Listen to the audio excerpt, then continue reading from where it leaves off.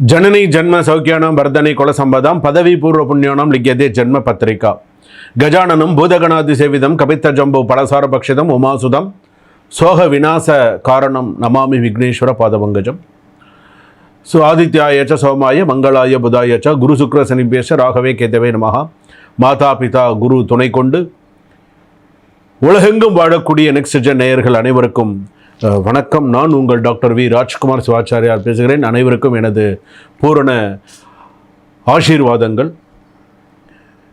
இன்றைய தினம் நாம் பார்க்கக்கூடியது வார ராசி பலன் என்ற வகையிலே திங்கக்கிழமையிலேருந்து ஞாயிற்றுக்கிழமை வரைக்கும் எப்படி இருக்குது அப்படிங்கிறத நம்ம பார்க்க போகிறோம். இந்த வார ராசி பலனில் மேஷ ராசியிலேருந்து மீன ராசி வரைக்கும் என்னென்ன சொல்கிறது, அஸ்வினி நட்சத்திரத்திலிருந்து ரேவதி நட்சத்திரம் வரை பரியந்தம் எப்படி இருக்குது அப்படிங்கிறத நம்ம தெரிஞ்சுக்க போகிறோம்.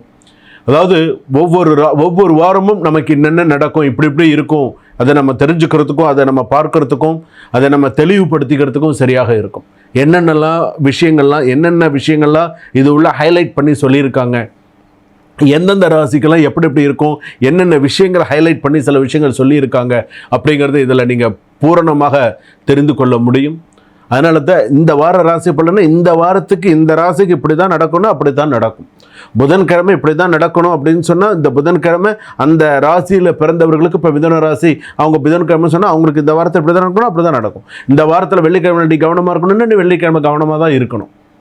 அதாவது சொல்லலாம், அதை நீங்கள் அதுபடி சில விஷயங்களை ஏற்றுட்டீங்க அப்படின்னு சொன்னால் அது உங்கள் கையில் இருக்குது. என்ன பண்ணணும், எப்படி பண்ணணும் அப்படிங்கிறது. அதாவது நம்ம தெரியாமல் நமக்கு ஒரு சில விஷயங்கள் இருக்கும், தெரிஞ்சு நம்ம ஒரு சில விஷயங்கள் தவறு செய்யக்கூடாது. நம்ம தெரிஞ்சுட்டோம், ஓகே நமக்கு இந்த ராசிக்கு குருஜி நமக்கு இந்த விஷயம் எல்லாம் சொல்லியிருக்காங்க, ஸோ நம்ம இப்படி பார்த்துக்கணும் அப்படின்னு நீங்கள் ஒரு முடிவு கிளாரிட்டி பண்ணிட்டீங்கன்னா ஓகே. அது பண்ணிக்கல அப்படின்னு சொன்னால் கஷ்டம். வாங்க வீடியோக்குள்ளே போகலாம். மேஷ ராசியிலேருந்து மீன ராசி வரையில் எந்தெந்த ராசிக்கு எப்படி இருக்குங்கிறதெல்லாம் ஹைலைட் பண்ணி நான் சொல்கிறேன், பரிகாரங்களோடு சொல்கிறேன். வாங்க வீடியோக்குள்ளே போகலாம். கடைசி வரைக்கும் ஸ்கிப் பண்ணாமல் பாருங்கள். மேஷ ராசி நேயர்களே, இந்த வாரம் உங்களுக்கு சில மாற்றங்கள் வரும். அந்த மாற்றம் உங்களுக்கு ஒரு சில சந்தோஷத்தை கொடுக்கக்கூடிய ஒரு மாற்றமாக அமையும். பணவரவு, வேலை முன்னேற்றம், குடும்பத்தில் அமைதி கிடைக்கும். சில நாட்களில் அதாவது சில நாள்களில் நமக்கு உடல் சோர்வு, கோபம் மட்டும் இருக்கும், கொஞ்சம் கவனமாக இருக்கணும். ஸோ இது முக்கியமான சில விஷயங்கள். இதிலே பார்த்தீங்க அப்படின்னு சொன்னால் இந்த வாரத்தில் உங்களுக்கு இந்த திங்கக்கிழமையிலேருந்து ஞாயிற்றுக்கிழமை வரைக்கும் நம்ம பார்க்கக்கூடியதில் சில பண வரவுகள் அதிகரிக்கும், பயண அதிர்ஷ்டங்கள் தரும். இப்போ நீங்கள் ஒரு ஊர் பயணம் போகிறீங்க, ஏதாவது ஒரு விஷயத்துக்காக போகிறீங்க, ஏதாவது ஒரு ஊருக்கு போகிறீங்க, ஏதாவது அந்த இடத்துல உங்களுக்கு ஒரு நல்ல விஷயம் நடக்கணும்னு நினைக்கிறீங்கன்னு சொன்னால் அது கண்டிப்பாக உங்களுக்கு நடக்கும். புதிய வாய்ப்புகள் வரும். தாமதமான வேலைகள்லாம் சீக்கிரமாக இழுத்து போட்டு முடித்து ஒரு வழியாக அதுலேருந்து ரிலீவ் ஆகி வெளியில் வருவீங்க. நெகட்டிவான விஷயங்கள் அப்படின்னு சொன்னோமா, கோபம் காரணமாக சிறிய தகராறு வரத்துக்கான வாய்ப்புகள் நிறையா உண்டு. ஸோ கவனமாக பேசுங்க. ஏன்னா இந்த சின்ன தகராறு பெரிய தகராறில் போய் முடியும். அதாவது சொல்கிறோம்ல, வாய்க்கால் தகராறுன்னு சொல்கிறோம் இல்லையா, அந்த மாதிரி சின்ன தகராறு பெரிய சண்டையில் போய் முடியும். அதனால் அதை பார்த்து ஹேண்டில் பண்ணுங்கள். அதே போல் உடல் சோர்வு அதிகமாக காணப்படும். சில பேர் பேச மாட்டீங்க. அஸ்வினி நட்சத்திரம், பரணி நட்சத்திரம், கிருத்திகை நட்சத்திரம் 1ஆம் பாதம் இருக்குது. சில பேருக்கு வாழ்க்கையே வெறுப்பாக இருக்கும், என்னடா இது அப்படின்ற மாதிரிலாம் இருக்கும். செலவு கூடும். ரொம்ப வரவுக்கு மிஞ்சின செலவு இருந்தால் எல்லாருக்குமே கொஞ்சம் கஷ்டம்தான். அந்த செலவு கூடும். வேலை பளு அதிகம், ஆனால் சில பாராட்டுகள் உங்களுக்கு தேடி வரும். புதிய ப்ராஜெக்ட் ஒன்று உங்கள் பெயருக்கு வரக்கூடிய வாய்ப்புகள் உண்டு. தனித்து தொழில் செய்பவர்களுக்கு புதிய கிளைண்ட், பண வரவு, சில விஷயங்கள்லாம் வரக்கூடிய யோகங்கள் உண்டு. கடன் வாங்க நினைப்பவர்கள் இந்த வாரம் முயற்சி செய்தால் வெற்றியாகும். கடன் விஷயம் சீக்கிரமாக வெற்றியாகும், நல்லாயிருக்கும். டிவோர்ஸ் பண்ணிவிட்டு இப்போ கல்யாணம் பண்ணணும்னு நினைக்கிறவங்களுக்கு அந்த கல்யாணம் சம்மந்தப்பட்ட பேச்சுக்கள் பேசலாம். தை மாதத்தில் கல்யாணம் பண்ணலாம், இல்லை மாசி பங்குனி சித்திரை மாதத்தில் கல்யாணம் பண்ணிக்கலாம், 2026 கல்யாணம் பண்ணிக்கலாம் அப்படின்னு நீங்கள் ஒரு முடிவு எடுத்து பேசி முடிவு பண்ணி வச்சுக்கலாம்.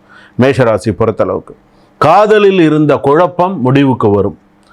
பார்ட்னர்லாம் உங்களுக்கு உங்களை நல்ல ஒரு வேல்யூபிள் பர்சனாக வேல்யூவாக சரி ஓகே அப்படிங்கிற அளவுக்கு சில விஷயங்கள் இருக்கும். சிங்கிளாக இருக்கக்கூடிய மேஷராசி ராசிக்காரர்களுக்கு சில ப்ரப்போசல் வரத்துக்கான வாய்ப்புகள் உண்டு. திடீர் பண வரவு, சில இந்த வாரத்தில் ஏதாவது ஒரு முக்கியமான பணம் வரத்துக்கான வாய்ப்புகள் உண்டு. அதனால் சேமிப்பு அதிகரிக்கிறதுக்கான வாய்ப்புகள் உண்டு.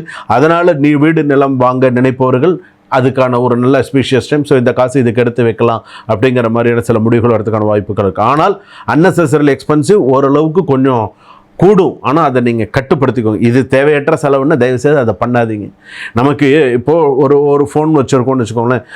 இப்போ திடீர்னு நமக்கு பணம் வந்துருச்சுன்றதுக்கோசரம் இந்த ஃபோனை மாற்றிட்டு வேறு ஃபோன் வாங்கணும்னு நினைக்கக்கூடாது. போதும், இந்த ஃபோன் போதும், இப்போதைக்கு நான் பேசுகிறதுக்கு நல்லா இருக்கா, எல்லாம் கரெக்டாக இருக்கா, போதும். இதை கொடுத்துட்டு வேறு ஒன்றும் அட்வான்ஸ்டாக வேண்டாம். இதில் இருக்கிற அட்வான்ஸ் தான் அதில் கொஞ்சம் கூட இருக்க போகுது, அவ்வளோதான். ஆனால் அது கொஞ்சம் அனாவசியமான செலவு. இதில் ஏதாவது இஷ்யூ இருந்தால் நீங்கள் போகலாம். இதில் இஷ்யூ இல்லாத போது நீங்கள் எதுக்காக போகணும்? அப்போ அது ஒரு ஆடம்பர செலவாக இருக்கும். ஸோ எது செய்யணும் செய்யக்கூடாதுன்னு சமயோஜித புத்தி, அதை ஞாபகம் வைத்து கொள்ளவும். ஸோ அது பாருங்கள், கான்சன்ட்ரேஷன் மாணவிகளுக்கு உயரும். இந்த வாரத்தில் புதிய சில டாக்குமெண்ட்ஸை சைன் பண்ணுறது, இந்த வாரத்தில் நடக்கக்கூடிய சில கோர்ட்டு கேஸ்லலாம் கவனமாக இருக்கிறது நல்லது.